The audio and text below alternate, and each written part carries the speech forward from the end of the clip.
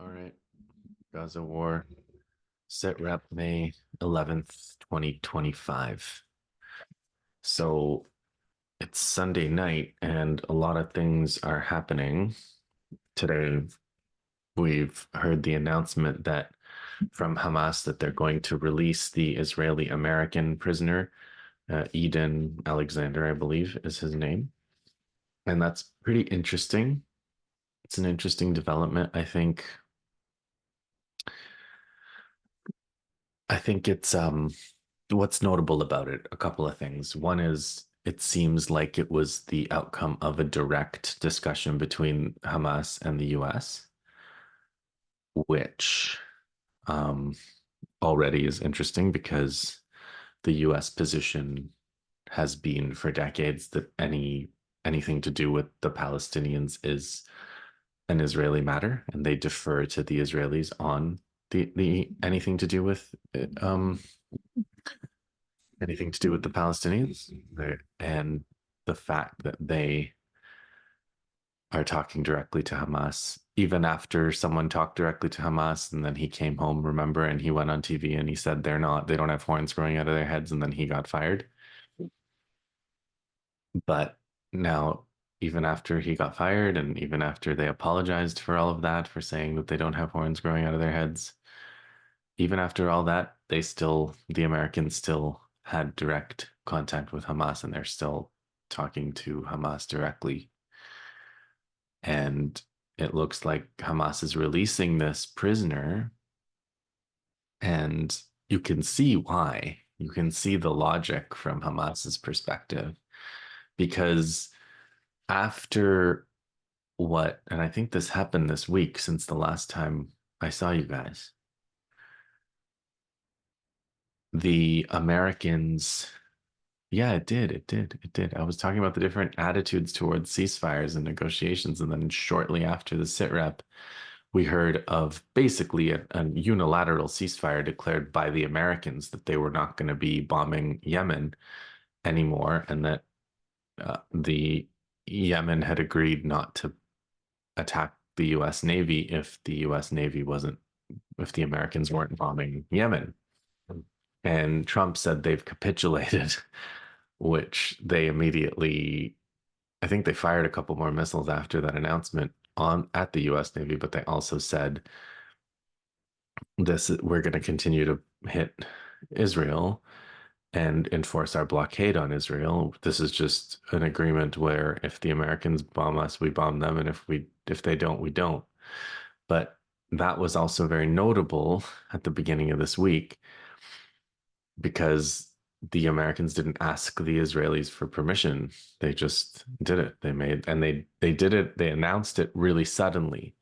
And I think again, it was pretty clear to me after a few minutes of thinking about it why they would do it so suddenly. It's basically that Trump knows that if they give the Israelis time and the Israeli lobby time, the Israeli lobby can foil anything the that Trump or the president or any other faction in the American elite right now tries to do can be foiled by the pro-Israel lobby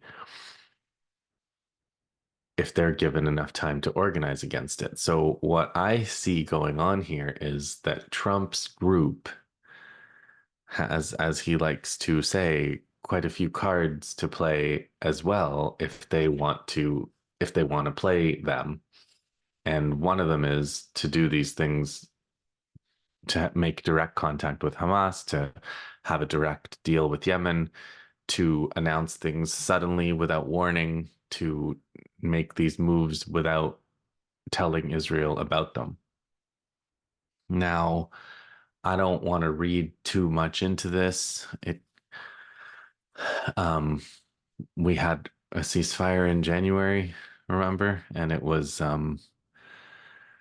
completely reversed. And now we have this reality of starvation, the likes of which we have never seen before. Again, to use a Trump phrase. And we're 70 plus days into the most brazen global starvation policy that we've ever seen, that the world has ever seen. So we're not just watching people be bombed, we're watching people die of starvation now. And people die in prisons and people die of torture, all of which the Israelis and their backers, not their backers, their cheerleaders here are completely celebrating. So this kind of evil is the reality of this moment. And it's it's a factionalism inside of the Western elite. So it's again, to me, it's not does Israel have influence over America or does America have influence over Israel? It's different groups within the elite pursuing slightly different agendas within an overall consensus. And the question is the Israel part of this ruling class is perhaps starting to irk some of the other factions to the point where they're willing to do things to restore some kind of balance of power between them rather than just letting the Israeli faction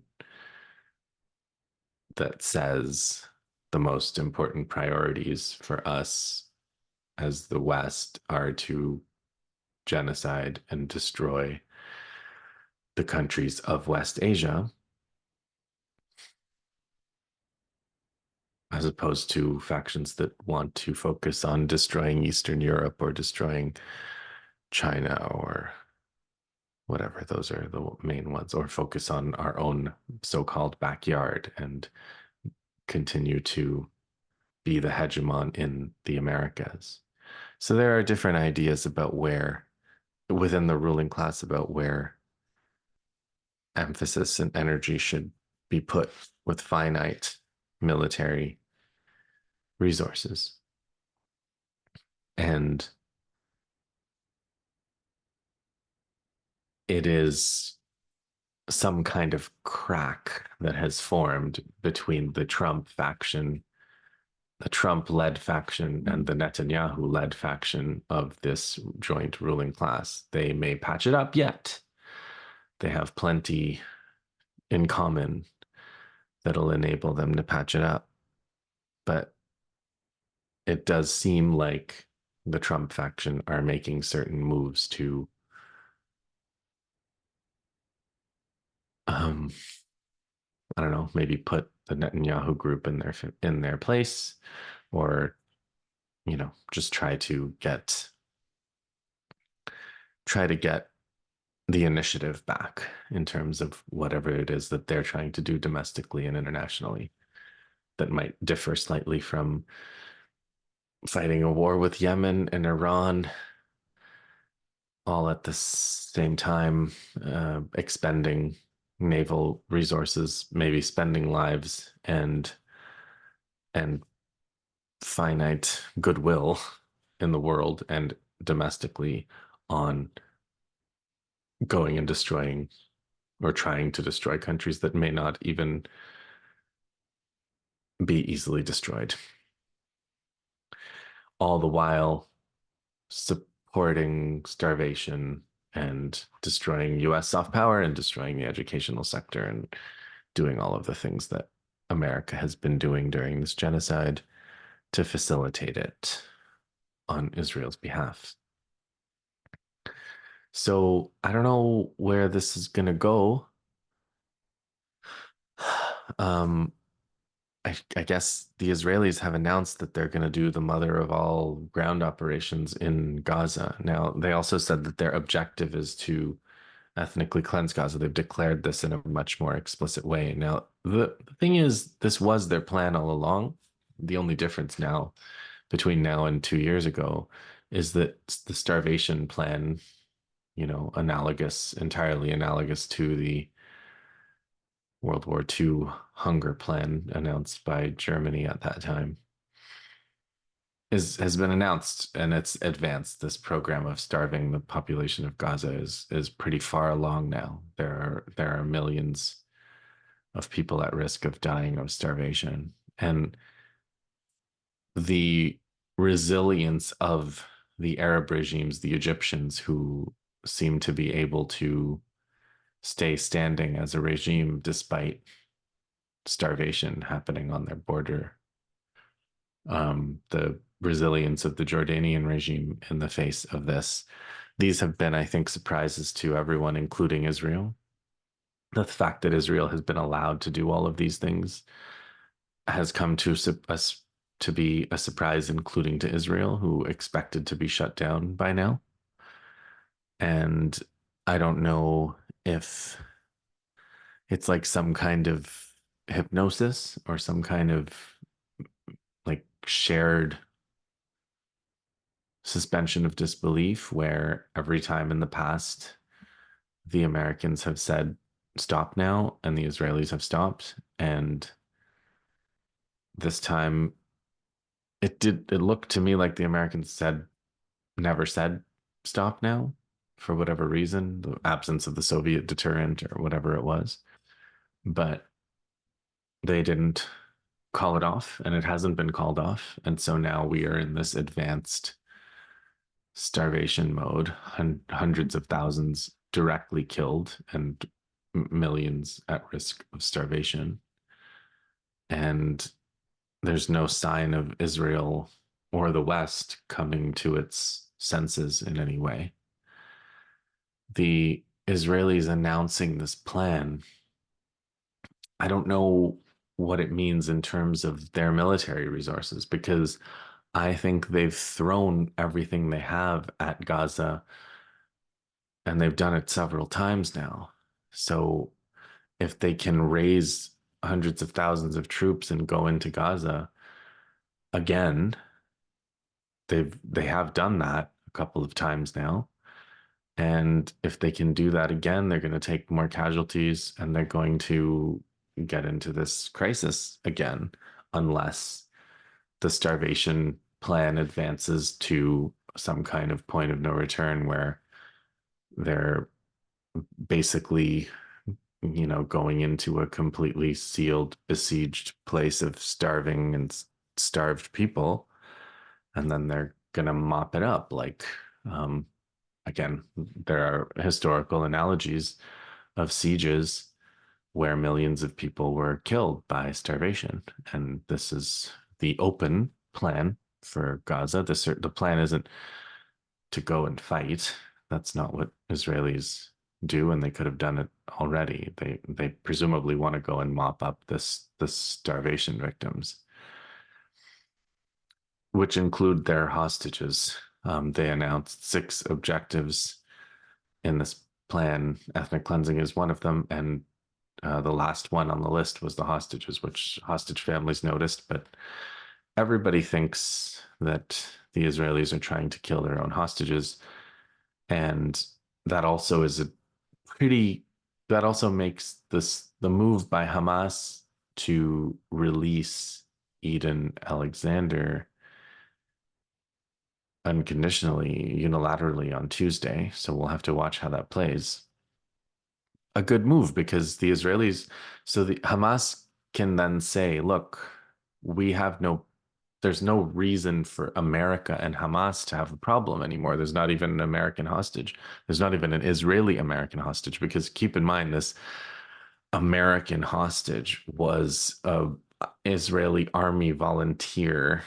He's an Israeli American who was fighting for the Israeli army when he was captured by Hamas, by Qassam fighters. So he, uh, it's not some kind of global kidnapping scheme that happened here. He's a prisoner of war, an Israeli prisoner of war, like the other Israelis that were captured on October 7th. But by releasing him, Hamas is then able to say, we have no problem with America. and there's no reason for America to even be here. And with the Trump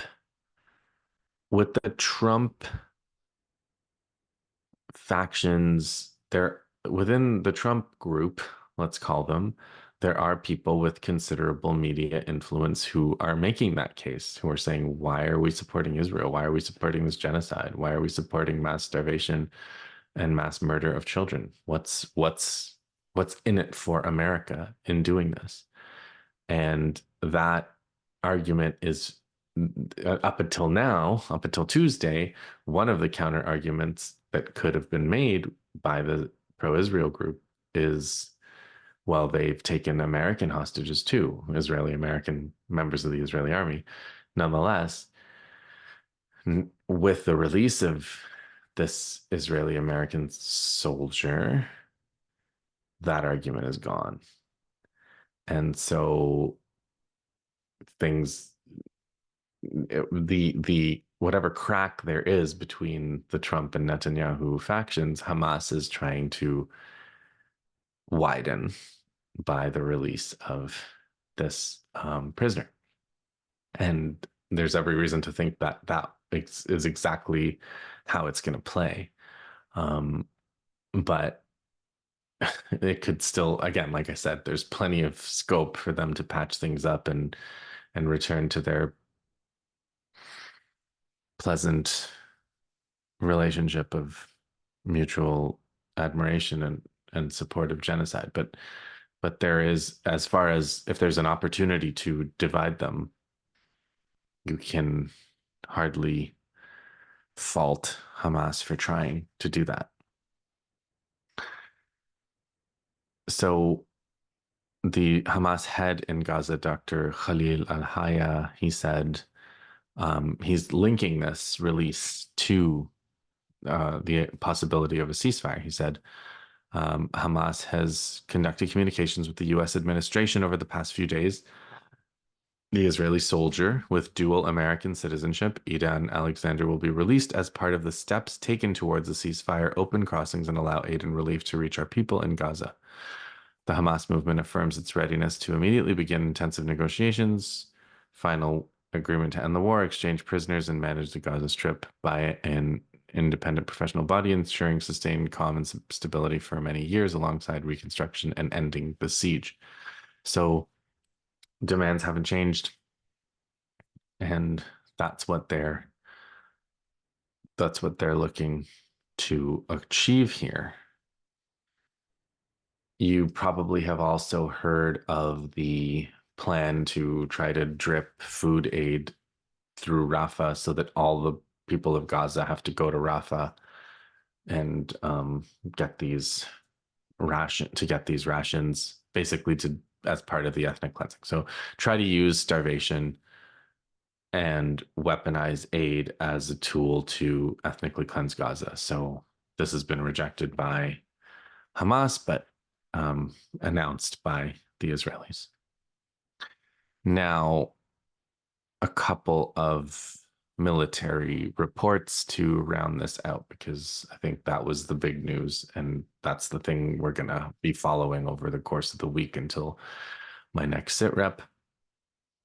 But there's a couple of military things worth reporting on. In the West Bank, Jenin has been under siege for 110 plus days, but there was nonetheless a shooting operation near the checkpoint. One of the commanders of Jenin was killed in Nablus, actually, this week. You may have seen him on videos, leading demonstrations. He made some public statements, and he was martyred in Nablus, I think yesterday or the day before.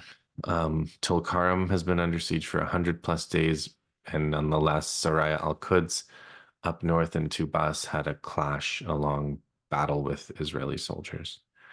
So there are battles still ongoing in the West Bank, absolutely still an active front. In Gaza, there was a aid ship, the other humanitarian, you've probably heard of the aid ship, the Conscience, sailing near Malta or out of Malta, was bombed by the Israelis. To the surprise of no one, they bomb That's what they do. They did what Israelis do. They used drones, I believe, to assault this humanitarian aid convoy. Um, Gaza, a number of ambushes. There was a Qassam ambush at the beginning of the week near Khan Yunis. There was a minefield that was detonated on Israelis as they were crossing it, also near Khan Yunis. The Gates of Hell operations in the south in Rafah continued an ambush on Israeli soldiers near Rafah. And then the next day, another one. This was in the middle of the week.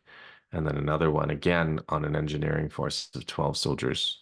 And a major, not a major, but a significant ambush on May 10th in Shuja'iyya in Gaza City, targeting a large group of soldiers. So, military, as the Israeli military enters, they are getting ambushed and taking casualties.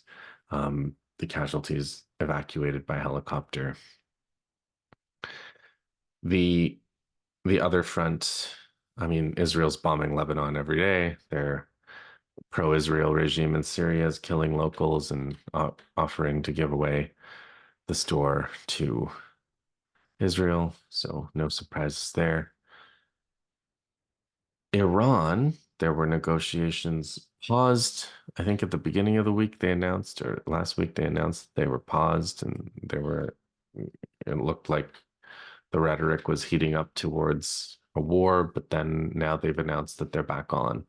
This is again, I think, part of the sudden moves that the Trump group are making to avoid letting Israeli, the Israel group, get themselves organized. I don't know how long that trick will work. I mean, if they're negotiating with Iran, presumably the Israelis can try to bomb Iran themselves. I think the Israelis are gonna get what American help they can and try to pick these fights and try to start these wars and get things to the point where the Americans have to help them or save them. That's always been their kind of MO. And I gather that a big part of why the Yemenis and now the Yemenis made this accepted the American ceasefire, and the reason the Iranians are extending these talks is exactly that. If they have their own line to the Americans, then the Israelis are not the middlemen. They're not the interlocutors. They're not even necessarily the experts on the Middle East. And that marginalization is also space for um, even the Arab nations that are not part of the resistance or friendly to the resistance to carve out more space that isn't just subordination to and submission to Israel, to the genocidal state of Israel. So negotiations are back on with Iran, in other words. And Trump is in Saudi Arabia and he's doing his tour. He's not going to Israel, and he's going and accepting all kinds of money and gifts from the Gulf regimes. So maybe he's gonna give them something in return. Maybe he's not. He's definitely known for doing both. But if he can accept gifts without giving anything back to Arab regimes, presumably he can do the same to the Israelis. And maybe that's something they'll worry about right now. The Israeli press is worried about Trump and how erratic he is, and how, I mean, he does have an independent base, right? He does have an independent media operation that the Israelis can't fully, they can't control every corner of it. There's, the Tucker Carlsons, the Candace Owenses. There are these people, even the Scott Ritters, that are in the Trump group that are not necessarily super pro-Israel anymore. So it's a little more dynamic of a situation than you would expect from a total Israeli lockdown on the on the decision-making process. They don't seem to have the decision-making process completely locked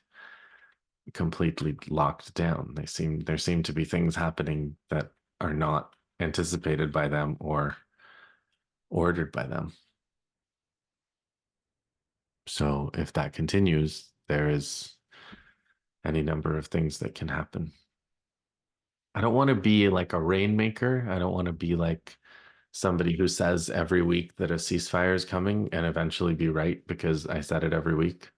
I have been watching videos along those lines, and it's a little bit frustrating because it's like you're trying to read signs, and I don't think there is any strong signs that this is going to end anytime soon, and I don't think you should believe anything that you don't see with your own eyes as far as a ceasefire goes. But when an interesting thing happens or an unexpected thing happens, that is why we report, right? That's the whole point of reporting. That's what makes news news. Now, just to wrap it up with Yemen, the after the unilateral ceasefire by the Americans on Yemen, the Yemenis did hit the Israeli airport. The Israelis bombed Yemen just before Trump announced that unilateral ceasefire.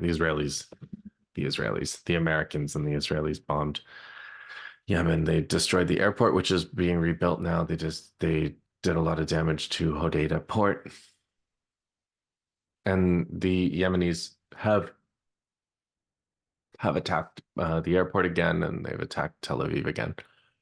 Um, they're the missile that did hit Ben Gurion Airport earlier in the week came close to destroying the terminal, but it didn't destroy the terminal. And maybe that was on purpose, or maybe that was just the targeting. But um, they've announced that the total aerial blockade, which hasn't happened. The Israel flights are still coming and going from Ben Gurion Airport, but the Yemenis have told the airlines to stop, and they're presumably going to keep trying to hit the airport. Um, I'll conclude with his Thursday speech from Syed Abdul Malik Badr ad-Din al-Houthi, the spiritual leader of Ansar Allah. He said, this week alone, 10 missiles, and he gave some summaries, which I'll read to you. 10 missiles and drones were launched toward Jaffa, Ascalon, and the Naqab, al-Rashrash, and occupied Haifa. The strike on Lod Airport, aka Ben Gurion, drew major global attention and exposed the enemy's vulnerability. Lod Airport, aka Ben Gurion, a strategic Israeli hub, was struck despite 4 layers of air defense, including the American THAAD system. The missile strike forced over 3 million Zionists into shelters, halted airport operations, and caused major commercial losses. 27 international airlines suspended flights to the occupation entity, showing the impact of Yemen's operations. Yemen's missile and drone operations, including targeting U.S. aircraft carriers and downing F-18 jets, have proven their effectiveness, forcing evasive actions and exposing American vulnerability.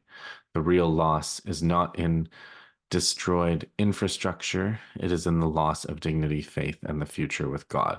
Sacrifices made in God's path are not losses, they are eternal investments. So this is the Yemeni mentality, right? They're not afraid of the Americans. They always say this. They say we're only afraid of God. This is the nature of religious people, right? They're not afraid of earthly punishment. They're afraid of being judged in the hereafter, and they're basically take this position that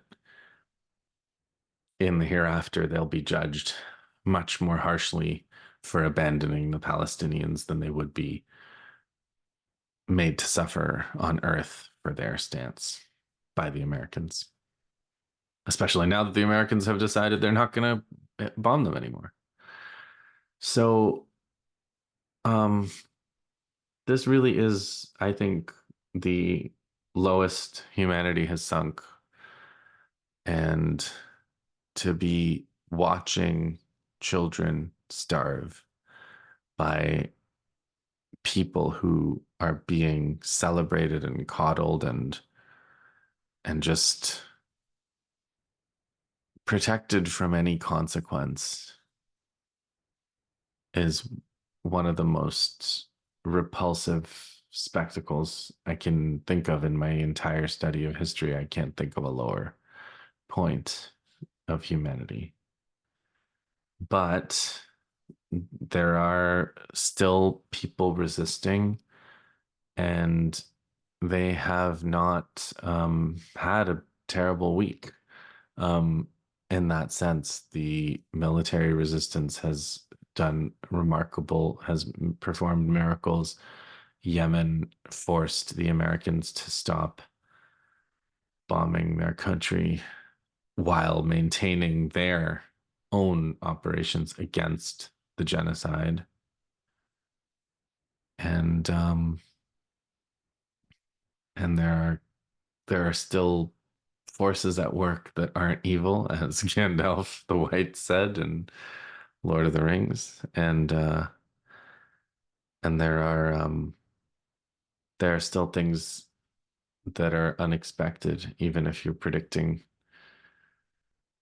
You can't you can't reliably predict the worst and be right even. That's how uncertain it is. So that's your comfort for tonight. Hang in there and watch carefully because this is going to be a pretty dynamic week.